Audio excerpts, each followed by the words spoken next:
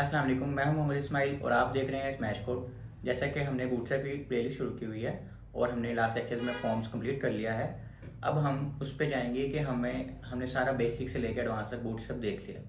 अब हमने देखना है कि हम बूटस्ट्रैप की वेबसाइट पे जाएं, उसके ऑलरेडी कंपोनेंट्स बने हुए हों और हम यूज़ कर लें। मतलब कि हम पहले ये इसलिए पढ़ रहे थे बूटस्ट्रैप की क्लासेस और हर किस्म की चीज़, ताकि हमें पता हो कि अगर हम बूटस्ट्रैप का कंपोनेंट उठा के लगा रहे हैं तो वो उसके पीछे लॉजिक क्या चल रही है। ठीक है, तो अब हम कंपोनेंट्स पढ़ना शुरू करेंगे और इसमें हम सबसे पहले पढ़ेंगे अलर्ट्स, बैजेस और ब्रेड क्रम्स के कंपोनेंट्स, और उनको लगाना सीखेंगे कि हम अपने कोड में एग्जैक्टली पूरा कंपोनेंट उठा के कैसे यूज़ कर सकते हैं।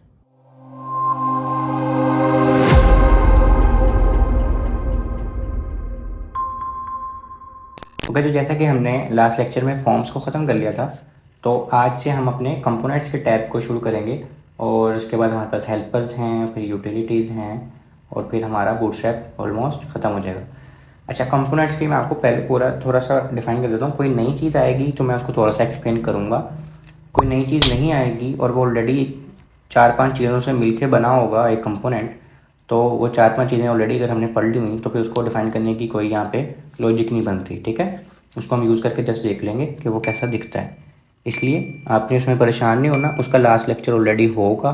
मैं ट्राई करके आई टैग में भी डाल दिया करूँगा, पर अगर आप बूटस्ट्रैप की प्लेलिस्ट गो थ्रू करेंगे ना स्टेप बाय स्टेप, तो आपको परेशानी नहीं होगी। ठीक है, तो सबसे पहले हमारे पास अकॉर्डिंग का कंपोनेंट है। ये बूटस्ट्रैप 5 में ही ऐड हुआ है, बूटस्ट्रैप 4 में ये था ही नहीं।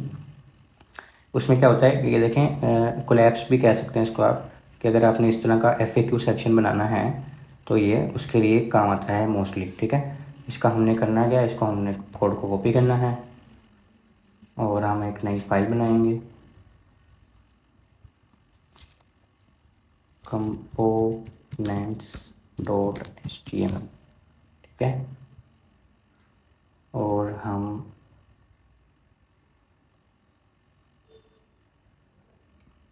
इसको करेंगे कॉपी, इसमें डाल देंगे। ठीक है, और बॉडी हम चेंज कर लेंगे, और यहाँ पे हम हेडिंग भी इसकी चेंज कर देंगे।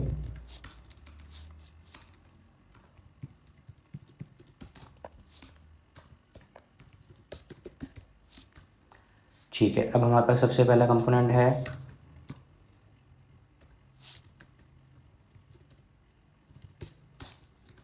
कोलैप्स। ठीक है, ताकि हमें याद भी रहे। अब हम दोबारा से कोड कॉपी करेंगे,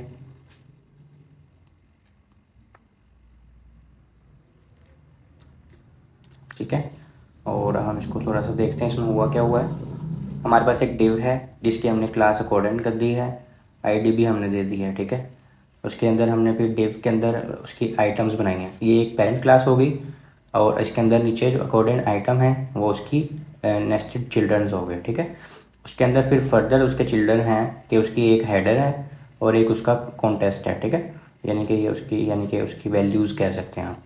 ठीक है, तो इसी तरह उसने दूसरा भी दिया हुआ है, फिर इसकी कोलैप्स के बाद क्या खुलेगा ये वो भी दिया हुआ है। ठीक है, तो ये एक पूरा कंपोनेंट यहाँ से यहाँ तक है, यहाँ तक। ठीक है, फिर इसी तरह दूसरी आइटम है तो वो आगे ऐसे ही शुरू हो रही है। तो इसमें मैं आपको ब्राउज़र में भी लेके जाता हूँ।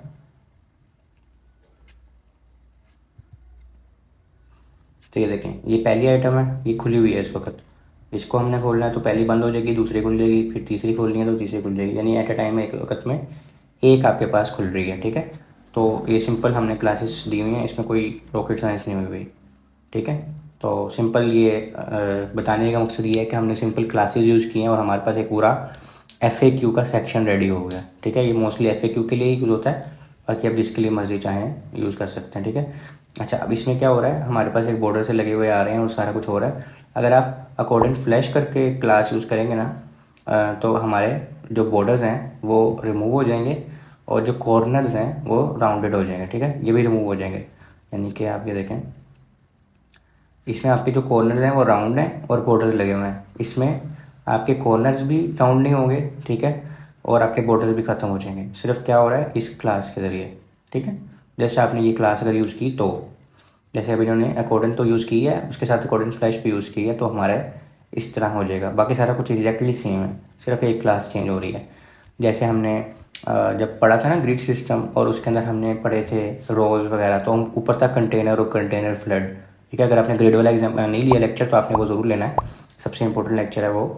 तो इसी तरह इसमें भी अगर आपने कोड एंड फ्लैश यूज़ करना है तो आपके जो बॉर्डर्स हैं वो हट जाएंगे और आपके कॉर्नर जो हैं वो राउंडेड नहीं होंगे। ठीक है, इसी तरह अगर आप चाहते हैं कि कोई इनमें से कोई एक या कोई दो, जो भी जिस वाले भी आप आइटम को चाहते हैं वो हमेशा खुला रहे। जैसे हम इस वाले पे जब भी जाते हैं रिफ्रेश भी कर दें अगर हम, तो पहले वाला खुला रहता है। वो खुला क्यों रहता है उसकी भी कोई वजह है। ठीक है, हर चीज़ में कोई ना कोई चीज़ है। तो उसके लिए हम क्या करेंगे, हम डालेंगे omit the data B S parent attribute on each accordion collapse to make accordion item से stay open when another item is open.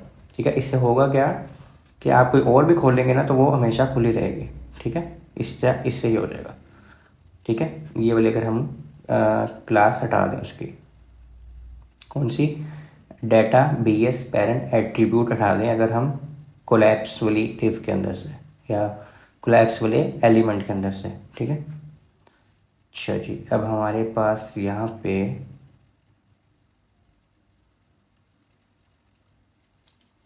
इसको हम करते हैं कॉपी,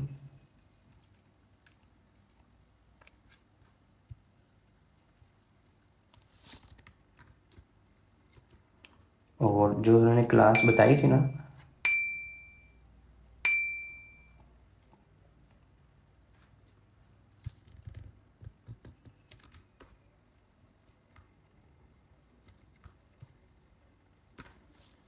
ये वाला जो कह रहे हैं पेरेंट, ये जो है ना आपका कोलैप्स वाली जो डिव है ना, उसके अंदर से अगर आप ये हटा देंगे तो वो ऑलवेज ओपन रहेगा। ठीक है, ये उन्होंने समझाया है और इसमें कोई नई चीज़ नहीं बताई इन्होंने। ठीक है, अगर ये आप हटा देंगे, जैसे ये देखें ये वाली है, ये पहली वाली यानी कि है ना, और ये हमारे पास ये दूसरा वाला है। ठीक है, इसमें हमारे पास कोलैप्स की कहाँ पे है,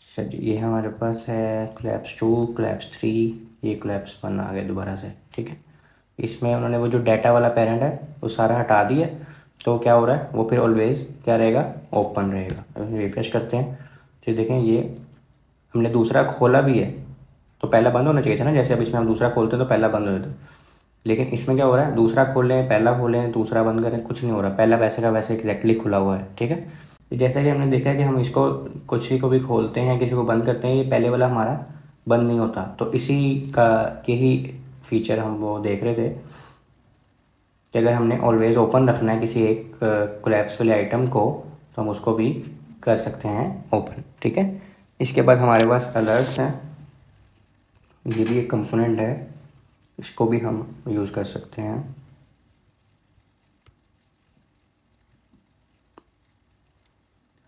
इसकी हम यहाँ पे कमेंट देते हैं। ठीक है, और एक हेडिंग भी दे देते हैं।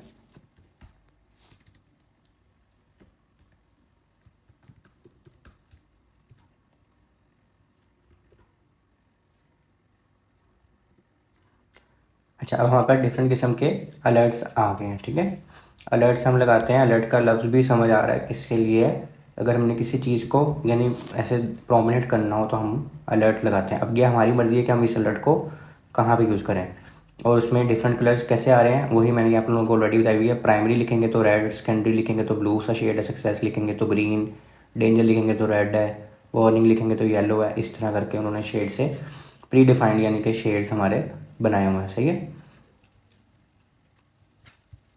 इसमें हमारे पास अब जैसे इस बटन के ऊपर हमने सपोज करें जावास्क्रिप्ट से लगाया हुआ है कि इस बटन पर क्लिक करें तो एक अलर्ट शो हो, तो ये अलर्ट शो हो रहा है। जावास्क्रिप्ट से लगाएं या CSS से लगाएं वो एक अलग बात है, लेकिन अभी के लिए वैसे समझाने के लिए कि हम अलर्ट यूज़ कर सकते हैं। ठीक है, इस तरह करके हम अलर्ट लगाते हैं।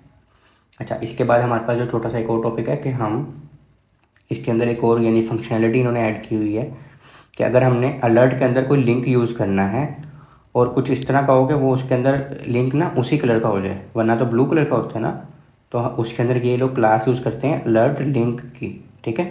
यानी कि मैं आपको कोई एक यानी कि करके दिखा देता हूँ। सेकेंडरी वाले को हम सिर्फ चेंज करेंगे, यानी देखें अब यहाँ पे मैं अगर एक सिर्फ ए का टैग लिखूँ बीच में कहीं पे,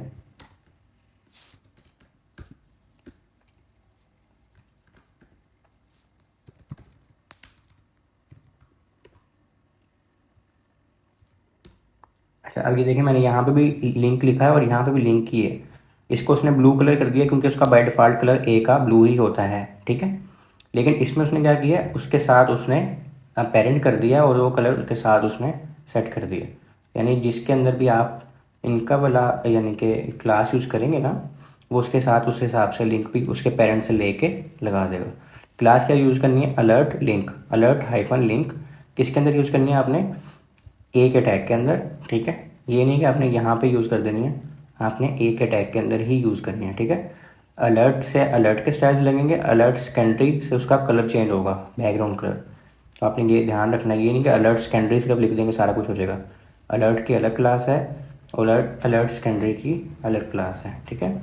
अगर आप एडिशनल इसके अंदर कंटेंट लिखना चाहें, यानी सिर्फ एक लाइन का नहीं हो सकता, ज़रूरी नहीं है अलर्ट एक लाइन का हो, पर यूजुअली एक लाइन का ही होता है, तो आप वो भी लिख सकते हैं और सिंपली उसमें डिफरेंट किस्म की क्लासेस यूज़ कर सकते हैं जो भी आप ऑलरेडी यूज़ कर सकते हैं। यानी H4 में, ठीक है, अलर्ट हेडिंग के नाम से आपके पास आ जाएगा, ठीक है। उसके अंदर पैराग्राफ का एलिमेंट यूज़ कर सकते हैं, मतलब आपके सारे आपके टैग्स वहाँ पे यूज़ होंगे, ठीक है।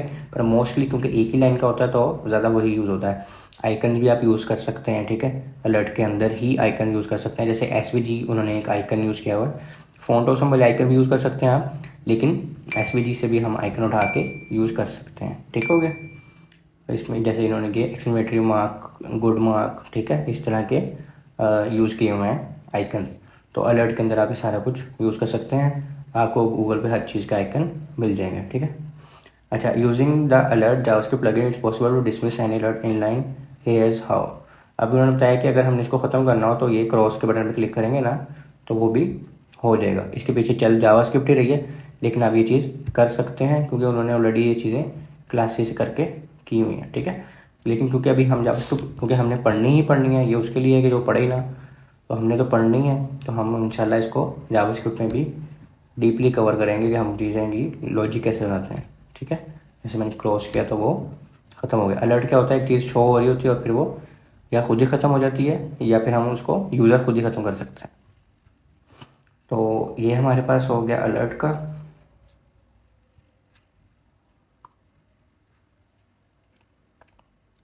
अच्छा, उसके बाद हमारे पास आ जाते हैं बैजेस, ठीक है। वो भी बहुत छोटा सा टॉपिक है, जल्दी से हम कवर करते हैं इसको। अच्छा, बैजेस में क्या है कि जैसे ये न्यू लिखा आ रहा है ना, ये एक बैज है, ये नहीं, ये जो जैसे टेक्स्ट लिखा हुआ है तो वो उसमें क्या है, क्लास दी हुई है बैज, और उसके बाद BG आप जो भी लिख देंगे वो उस हिसाब से कलर चेंज कर लेगा, ठीक है। ये सेकेंडरी ही है, इन्होंने सेकेंडरी सारे लिए हुए तो इसलिए उन्होंने सेकेंडरी ही यूज़ किया हुआ है।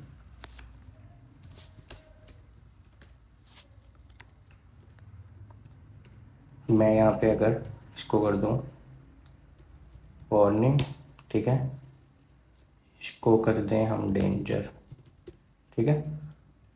तो रिफ्रेश करें जाकर,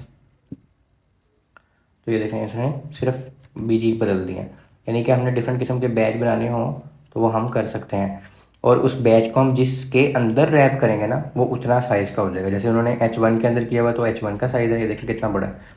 इसी H1 को अगर हम H6 कर दें तो वो क्या होगा, वो उसका साइज़ नीचे वाले के बराबर कर देगा, छोटा सा, ठीक है। जितना इसका है ना उतना इसका कर दिया उसने, ठीक है। तो इसका साइज़ यानी कि डिपेंड करता है उसके पेरेंट एलिमेंट के ऊपर, और बैकग्राउंड आपने अपने मर्ज़ी का देना है उसको, जो भी आप BG देंगे, ठीक है। और ये BG तो आप किसी भी एलिमेंट को दे सकते हैं, ज़रूरी नहीं है ये बैच के लिए स्पेशली कुछ नहीं बना हुआ। BG का मतलब है बैकग्राउंड और डेंजर का मतलब है कलर। तो आप कोई भी कलर अपना मतलब जो भी प्री डिफाइंड कलर्स हैं बूटस्ट्रैप के, वो किसी भी एलिमेंट को BG के साथ अगर उसके बैकग्राउंड में देने हैं तो आप दे सकते हैं। बैच से वो क्या कर रहा है, वो एक छोटा सा एक बैच सा बना रहा है, इस चीज़ को आप बैच ले लें, ठीक है। और इसमें हमारे पास आगे भी कोई एक आधी चीज़ होगी, जैसे इस बैच को आप यूज़ कहाँ करेंगे। अब जैसे ये नोटिफिकेशन वाला एक बटन है, उसके अंदर जो है ना 4 लिखा हुआ, वो एक बैच है। ये देखें एक बटन, बटन के क्लासेस लगी हैं सिंपल, उसके अंदर नोटिफिकेशन लिखा हुआ है एक टेक्स्ट। स्पैन जहाँ से शुरू हो रहा है ना वो एक बैज है, और स्पैन के अंदर हमने लिखा सिर्फ 4 ही हुआ है, तो वो 4 जो है ना वो है बैज। तो इस तरह के हम, यानी देखें इनबॉक्स के ऊपर 99 लिखा आ रहा होता है हमारे, ठीक है, ये लिखा आ रहा होता है, इस तरह की चीज़ों के लिए हम ये बटन यूज़ कर सकते हैं, ठीक है। और इसके अलावा ठीक है, अच्छा उसको यूज़ करने के उन्होंने डिफरेंट से तरीके बताए हुए हैं। और जैसे अगर आपने ये रहा, उसमें आपने स्पैन यूज़ करना है 99 प्लस का, तो उन्होंने यहाँ पे डिफरेंट किस्म की क्लासेस यूज़ की हुई हैं कि अगर आपने बटन के टॉप राइट पे आपने अपना बैच दिखाना है, नॉर्मली बैच कहाँ शो हो रहा है सेंटर में ना, तो आपने position absolute top 0 start 0 translate middle badge rounded pill BG danger करके ये सारी क्लासेस यूज़ करेंगे तो जाके आपका इस तरह का एक बटन क्रिएट हो जाएगा, ठीक है।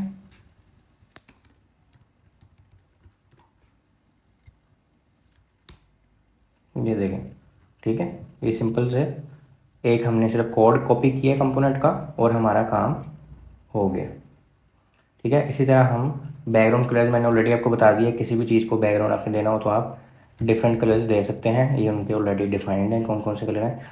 इसमें टिप दी हुई है, using colour to add meaning only provides a visual indication which will not be convey to user of associated technologies like screen readers. यानी अगर कोई अंधा है और वो स्क्रीन रिकॉर्डर यूज़ कर स्क्रीन रीडर यूज़ कर रहा है, यानी ब्लाइंड पर्सन के लिए स्क्रीन रीडर्स होते हैं, उनको नहीं पता चलेगा कि आपने बैकग्राउंड कलर दिया हुआ है, ठीक है।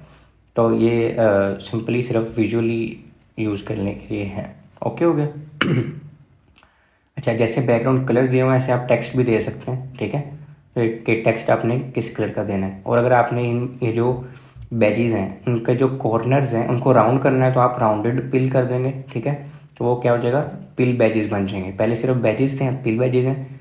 ये देखें, अगर ये वाले ये देखें, इनके कॉर्नर्स, इनको और इनको देखें तो थोड़ा सा फ़र्क है, ठीक है। तो अगर आपने पिल बैजेस यूज़ करने हैं तो आप पिल बैजेस वाली क्लासेस यूज़ करेंगे राउंडेड पिल करके, तो वो थोड़ा सा क्या हो जाएगा, और यानी गुलाई में चले गए हैं। ये ज़रा स्ट्रेटन है यहाँ से भी ना, यहाँ से ये स्ट्रेटन है, कॉर्नर्स तो इनके भी गोल हैं, वो बॉर्डर रेडियस वगैरह तो गोल ही है, लेकिन ये पूरे ही गोल हैं, ठीक है। तो अब ये डिपेंड करता है कि आपकी यूसेज क्या है, उस हिसाब से आप ये बैज यूज़ कर सकते हैं, ठीक है। ओके, तो जैसे हमने अब पिल बैजेस पढ़ लिया है, तो बैजेस हमारे पास इसी टाइप्स के थे। इसके बाद हमारे पास एक छोटा सा टॉपिक है ब्रेड क्रम्ब का। अब ब्रेड क्रम्ब क्या होती है कि अगर हम हायरार्की में जा रहे हैं और हमारी एक वेबसाइट में काफ़ी सारे पेजेस हैं, उसके अंदर नेस्टेड और पेजेस हैं और उसके अंदर और नेस्टेड पेजेस हैं, तो हम ऊपर इस तरह करके अगर शो करना चाहते हैं अपने यूज़र को कि आप अब इस वक्त डाटा के पेज में हैं, ये क्या बता रहा है, आप इस वक्त डाटा के पेज में हैं और डाटा किसके अंदर है, लाइब्रेरी के अंदर है, और लाइब्रेरी किसके अंदर है, होम पेज के अंदर। तो अगर आप ये अच्छे वे में यानी कि यूज़र को दिखाना चाहते हैं, तो इन्होंने बनाई तो लिस्ट हुई है, ठीक है, यानी कि एक नेविगेशन बार ही बनाया हुआ है, लेकिन ये जो स्लैश उसके अंदर आ रही है और ये मतलब थोड़ा सा प्रिटी करके आ रहा है, तो इसको हम ब्रेड क्रम्स कहते हैं, ठीक है। इसको हम ट्राई भी करके देख लेते हैं।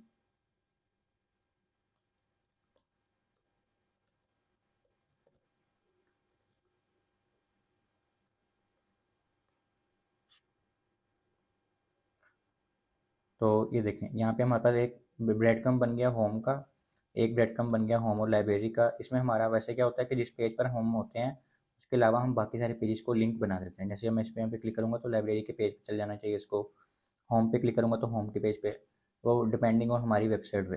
अभी तो हमने वैसे ही उसमें हैश लगा दिया ताकि वो उसी पेज पे जाए, वरना हम इसमें यहाँ लिंक भी लगा सकते हैं। अब हो क्या रहा है इसमें, सिंपल एक ओएल यानी कि अनऑर्डर्ड लिस्ट है, ठीक है, ऑर्डर लिस्ट है सॉरी, उसके अंदर हमारे पास 3 एल आई के आइटम्स हैं। अब यहाँ पे आप पैराग्राफ भी रख सकते थे, कुछ भी रख सकते थे। असल काम कहाँ पे हो रहा है, ये क्लासेस से। यहाँ पे उन्होंने ब्रेड क्रम्स की क्लास लगाई है, यहाँ पे भी ब्रेड क्रम्स की क्लास लगाई है, नैफ के अंदर भी और ओवेल के अंदर भी, और इसी तरह जो लिस्ट आइटम है उसके अंदर ब्रेड क्रम आइटम की एक क्लास लगी हुई है, ठीक है। और जो भी आपने एक्टिव रखनी है ना, यानी कि जिस पेज पर आप ऑलरेडी हैं उसको आपने एक्टिव के साथ क्लास दे देनी है, तो उसके अलावा वो बाकी सबको लिंक बना देगा। जैसे अब देखें डाटा को उसने इस तरह परमानेंट किया हुआ है कि आप इस पेज पे ऑलरेडी हैं और बाकी सारे पीछे वाले पेजेस लिंक्ड हैं, ठीक है। तो उसके बाद आपके पास ये देखें, ये यहाँ पे हमारे पास लिंक बन गए एक ही टैग के अंदर, और यहाँ पे हम उनका जो भी यूआरएल दें वो भी हम दे सकते हैं, ठीक है। तो वो हमें उस पेज पे ले जाएगा। अगर हम यहाँ पे अब रिफ्रेश करें और हम यहाँ पे क्लिक करते हैं लाइब्रेरी पे, ठीक है, तो अभी देखें उस पेज पे हमें ले गया। तो इस तरह हमने अगर अपनी कहीं कहीं पे वेबसाइट में शो करना हो, हमारे पास ऐसी ज़रूरत पेश आ जाए, तो हम ब्रेड क्रम्ब यूज़ करते हैं। अब आप ये देखेंगे, ये जो स्लैश सी बीच में लग रही है ना, ये जो स्लैश लग रही है, ये हम नहीं लगा रहे, ये ब्रेड क्रम्ब खुद लगा रहा है अपनी क्लासेस से, ठीक है। तो जैसे अब हमने देख लिया कि ब्रेड क्रम्ब क्या होता है, तो इसमें एक और चीज़ है डिवाइडर्स। तो अगर हम चाहते हैं कि हम ये स्लैश की जगह ये वाला साइन यूज़ करना चाहते हैं, तो हम वो भी कर सकते हैं। उसमें क्या होगा, एक हमारी क्लास और ऐड होगी और वो भी हो जाएगा, ठीक है। जैसे ये देखें, इसमें हो क्या रहा है, सारा कुछ सेम है, कुछ भी चेंज नहीं हुआ। जो नैव के अंदर स्टाइल उसने लगाया है, एक स्टाइल शीट मतलब के दी है, और ये उसने क्लास लगाई है, और उसके बाद उसने ये एक आइकन सा दे दिया कि हमने ये वाला आइकन यूज़ करना है। तो एग्जैक्टली आप इसी तरह अगर यूज़ करेंगे तो वो कर देगा, ठीक है। हम यही स्टाइल अपने ही ब्रेड क्रम्ब के अंदर यूज़ करते हैं, यूँ नहीं यूज़ करते, ठीक है, ताकि आपको पता लगे कि हमारा और कुछ भी चेंज नहीं हो रहा।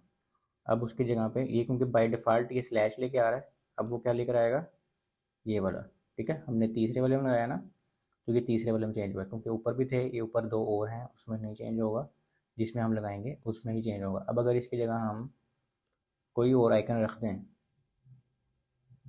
तो वो आइकन यहाँ पे यूज़ कर लेगा, ठीक है।